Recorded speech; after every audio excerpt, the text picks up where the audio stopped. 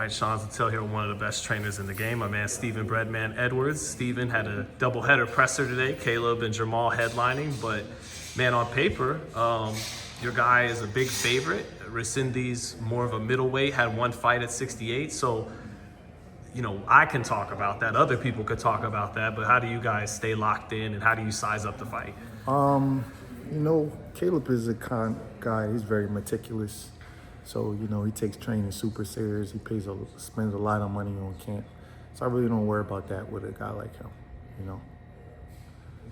He's kind of, when you got self-discipline, you don't have to find, like, all of the motivations for different, because that's how sometimes guys drop off, like, I want to be this or I want to be that. And then when they get it, they subconsciously lose their edge. Well, he got a lot of self-discipline, so, you know, you don't really have to have a lot of motivation when you just discipline. You just kind of just do the right thing all the time. So I'm not really worried about him overlooking Resendez, to be honest with you. He's 32. That was the age Jordan came back, right? And maybe wasn't quite jumping like he was before, but he was this more well-rounded, all-around player. Well, Sean, listen, Michael Jordan is the greatest athlete in the history of the world. Yes. I love Caleb, but you don't want to compare him to Michael Jordan. Gotcha. Nobody is as good as Michael Jordan. And we would have to compare like Roy Jones or Sugar Ray Robinson to Michael Jordan in boxing. That's not a fair comparison to nobody. That's guys like, he walk on water. I'm old enough to have seen Michael Jordan when Michael Jordan was playing. Just, me and my friends had a running joke. One of my closest friends, he was a point guard, and I was a two guard growing up. And we had a running joke. And around like 91, 92, he came to my door and was like, hey man, I think Michael Jordan may have sold his soul to the devil. That's how good he is. And I'm like, yeah, I don't know about that, but he is that good. We used to argue back and forth about Magic Johnson and Michael Jordan. I was a Jordan guy, he was a Johnson guy, because he played point guard. And he just kind of relented. It was like, you got it, man. I never seen nothing like them. You got it. Magic is the man, but this guy is just totally different. So don't do that to Caleb. That's not fair. Point. But I think you knew what I was getting at, though. He's, what I noticed that when the guys get into their 30s, it takes them a little bit longer to get in shape. Doesn't mean he lost anything, but their bodies need a little bit more recovery. You need a little bit more time with that. Other than that, everything's still the same. Yeah, well, I guess what I was getting at, was the guy, good athletes, championship level athletes. How they go about their business is different at 32, 33 than how they do it at 25. 20. You got to slow the training down a little bit, and just give them a little bit more grace as far as getting rolling in camp. You know what I mean? And they got to be more conscious of injury prevention and a lot of recovery and stuff like that. Well, he's on top of his recovery. But other than that, everything's still the same. You know, I don't like to kind of put stuff in guys' head, like, you know, and here's the thing. There's a difference between a guy who slipped or a guy's in a slump. You have a couple bad days in the gym, you're in a little slump, you're in a little rut with your sparring or whatever. But if it goes on for 2, 3, 4, 5 camps, and then you're like, okay, you didn't slip. So it's a little different. He's fine though. I haven't seen anything in him that'll make me think that he's not the same, except for, you know, it's like, it takes a little bit longer, I noticed. You know what I mean? Like, a couple of times before I come out the camp, he's on fire. So, you know, we got to go into it a little. But I already know that. I know he's turning 33. So, you know, I'm willing to just take my time and just, you know, need a day off, take a day off. Make sure you do your recovery. Make sure you get your massages, stuff like that. And it's going to be what it's going to be. Some of the best fighters in the world is in the mid-30s. Although these special guys, you know, Usyk, Crawford, in a way, you know, these special guys. But if you take care of yourself and your mind is right, you should be able to, whatever your body slip, whatever decline your body may have physically, your mind and your application of your skills should be able to overcome it, so nobody should be able to notice it. Like Bud, I don't think he's probably in his physical prime at 37, right, but his mind is so sharp and so experienced and so adaptable and adjustable. He's still in his prime, even though he might not be in his physical prime. You know what I'm saying? So you kind of, great special fighters, little slip is not gonna hurt them.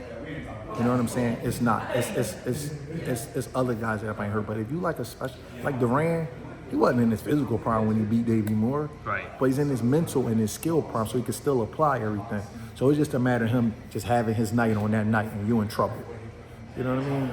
Like Inouye's probably not in his physical prime anymore, because He's lost just a millisecond since the Fulton fight. Just the 32 as a 122 pounder is getting old. Right. You know what I mean? Them Right. guys are sharp down there. You know what I mean? He's probably not in his physical.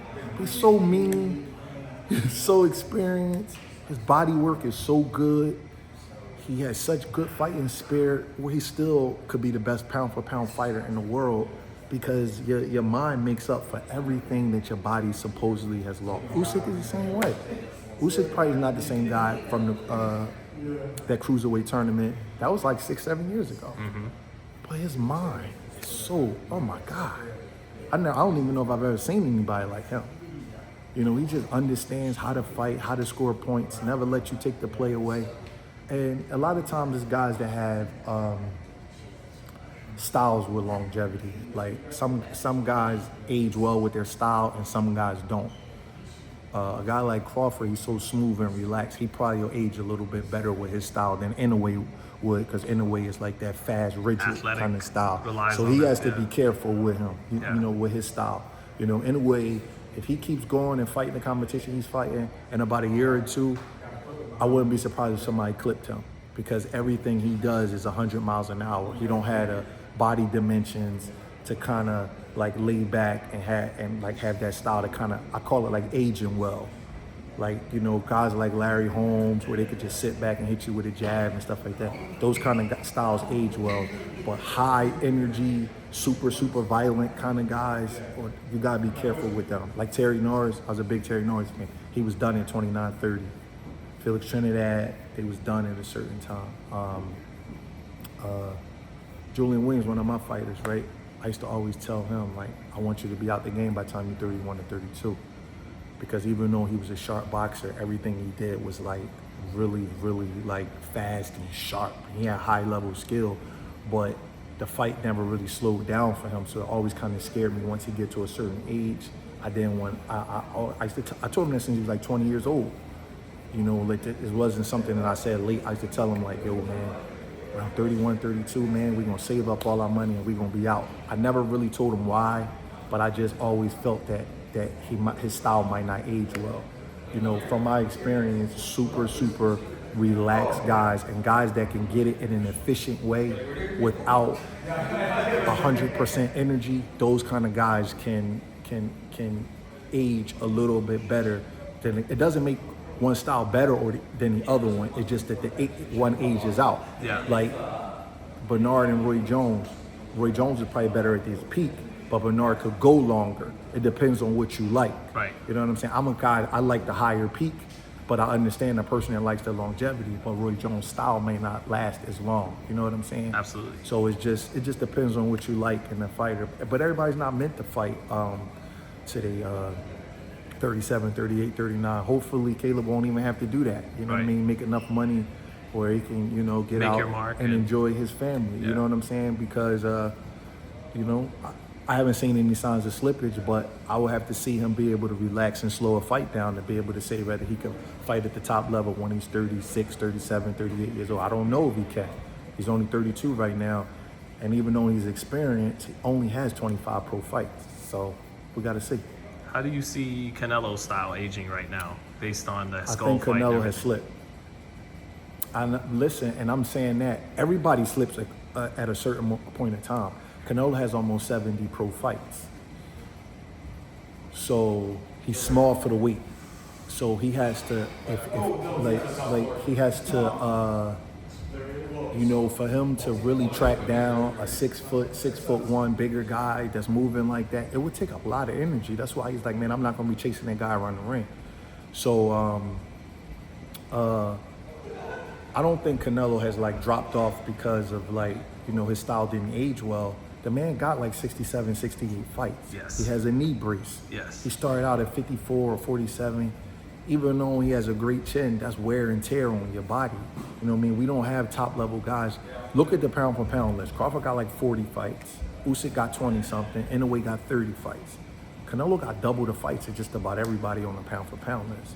Got more fights than Bivol, more fights than Peter. There's nobody in the world. You combine a few of them, and he'll have more fights than that's them. an elite fighter that has as many fights as him. So he has a relaxed style. He got like a Roberto Duran kind of style. He got a relaxed style.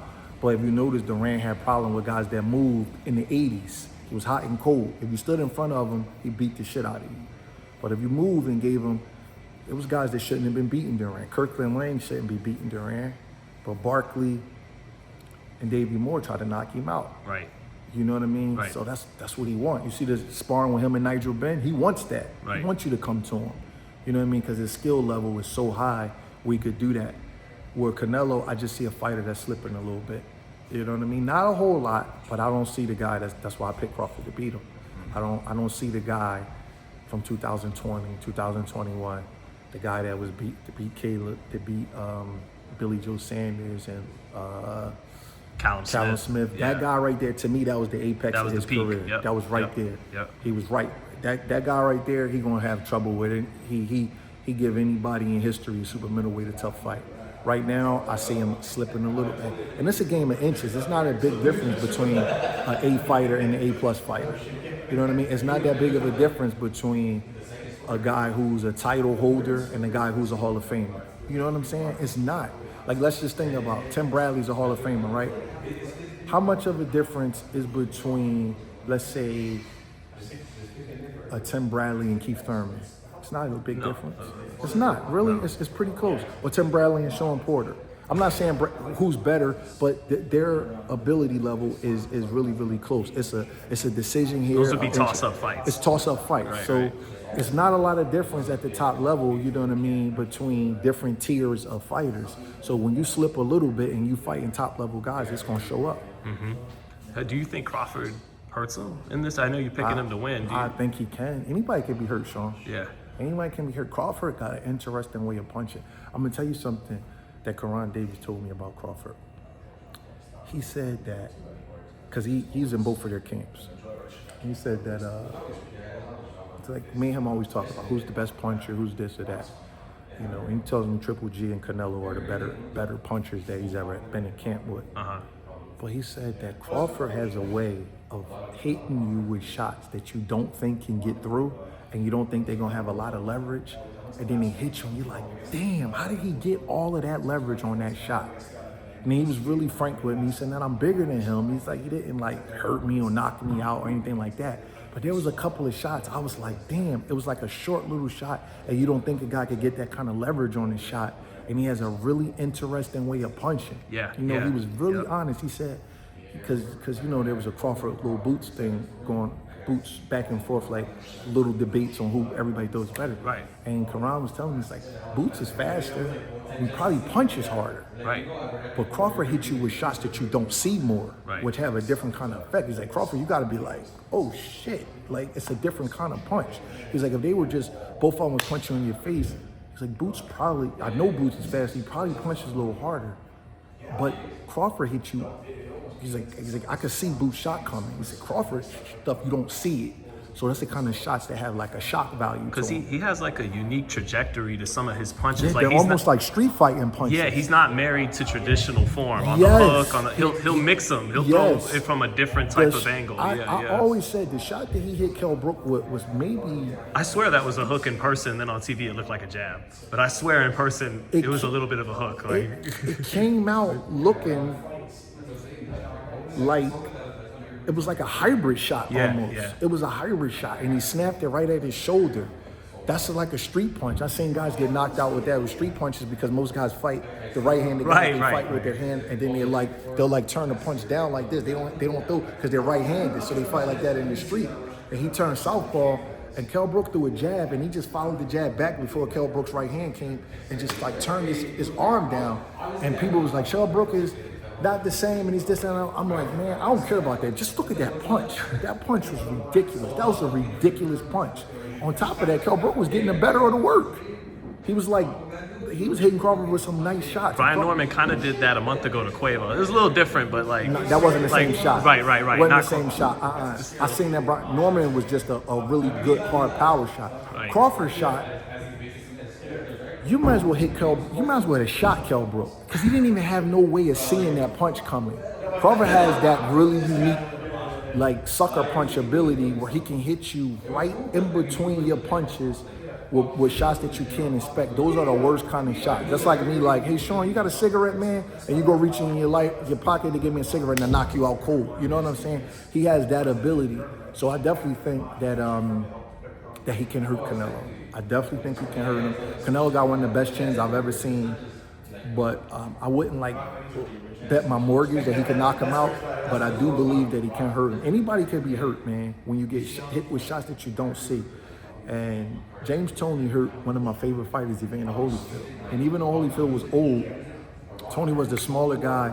At that time, he had more dexterity and more agility. Holyfield took bombs from Lennox Lewis, Riddick Bowe, George Foreman. All those guys are bigger punchers than James Toney.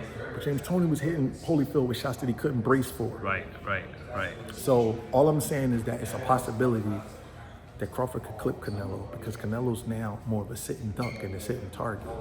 Canelo used to wear a knee brace. Knee injuries are uncommon in boxing. You know what I mean? Because fighters don't cut, but you need your knees and you need your legs to spring off on punches.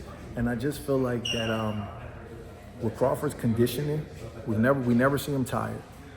If he can carry the weight, obviously that's always an issue, but if he can carry the weight, I just really think he's going to be too much for Canelo. I think it's a bad style matchup, and in the gyms, nobody, casuals, will laugh at this, but the smaller fighter gets the better of the work the majority of the time. Yeah.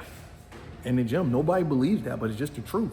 You get an excellent welterweight in the gym, boxing the middleweight, the excellent welterweight usually, I say 6 or 7 out of 10 times, because just the agility, and then you got the big gloves on in the gym, and you got the headgear. So now it comes down to, can Crawford take his punches? Because if the smaller guy can take the bigger guy's punches, he has a big advantage in a lot of areas.